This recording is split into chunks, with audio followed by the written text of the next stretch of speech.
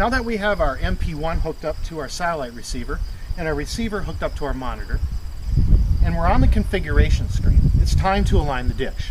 The first thing that we need to do is level. The MP1 has a built-in level. I'm going to lower this down so that you can see it. You'll see two rings, an outer ring and an inner ring. This doesn't need to be exact, but it does need to be close. The bubble should be inside the outer ring. Once you've done that by adjusting the legs, all three are independently adjustable, and you've gotten it close, we will next set the elevation. If you look on the screen, it'll tell you that you need, for our particular zip code, you need an elevation of 32. So we'll come over here to the dish. We'll make sure our locking nuts are loose. We'll raise the dish up, and we'll see numbers on here, and they'll have a number 30. When I first saw this dish, I assumed that the line below the 30 was the 30 line. It's not. It's the line above the 30. So since we need to be at a 32, let me turn this so you can see it better. We're going to lower this down. See this little piece of plastic out here? We're going to want to line that up with 32. So we'll come down. We're at the 30 mark right now. We'll go just a little bit past it, not much, and then we'll tighten our locking nut. And we'll do that on both sides.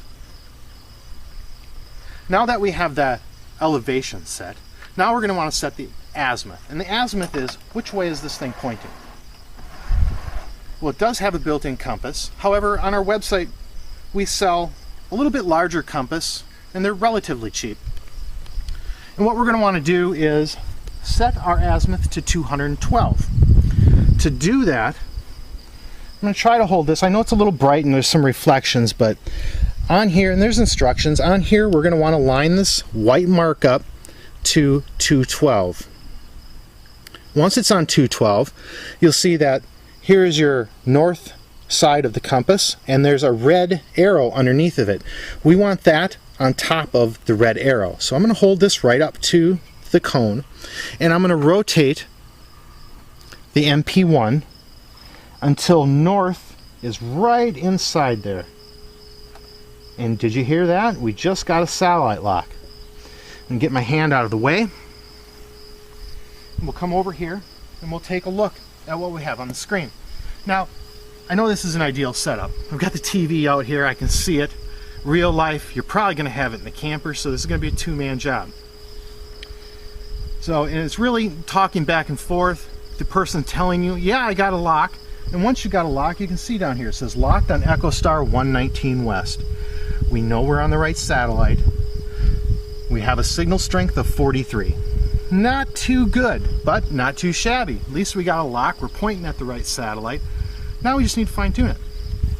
To do that, we're going to come over to the dish. And we're going to start by rotating it. I'm going to try rotating it to the left a little bit. I'm going to look at the numbers. Now if you have someone inside your RV, they're going to have to be talking back and forth. So I'm going to turn it to the left a little bit. And I can see the signal strength just drop down. That's too far. And when you are doing this, make sure you're turning very small amounts. A little goes a long ways. So we're going to turn it back to the right. And as I'm turning it back to the right, I'm looking at the signal strength. Now I'm at 44, 45, 47, 48. I'm going to keep going till it starts to drop off. And I'm at 50 right now. That's pretty good. And as I keep going, it's dropping off again. So I'm going to go back a little. I'm going to hang out at 55. Next, if you still can't get the numbers up there, you may have to adjust the elevation. So I'm going to unlock this nut over here. I'm going to unlock this nut over here. And now I'm going to do the same thing. I'm going to raise and lower this. I'm going to lower it a little bit and watch the numbers. If they start to go down, I'm going to raise it. So I'm going to start by lowering it. See what happens here. My number just dropped down to 43. So now I'm going to raise it. I'm at 50. And now it's dropping again. So 50 looks like about max for this. So I'm going to lock it in on both sides at 50. Now the locking screw that we talked about earlier in the video, right here, if I tighten this up, get it nice and snug, it doesn't need to be really tight. Just snug it right up. That squeezes everything together. That stops this from rotating. So now it can be windy and we don't have to worry about it getting out of alignment. The satellite dish is aligned. We come over here. We're going to use the arrow keys to select the done button. And then I'm just going to hit the cancel button until we're back out. And we have TV. Took a few minutes.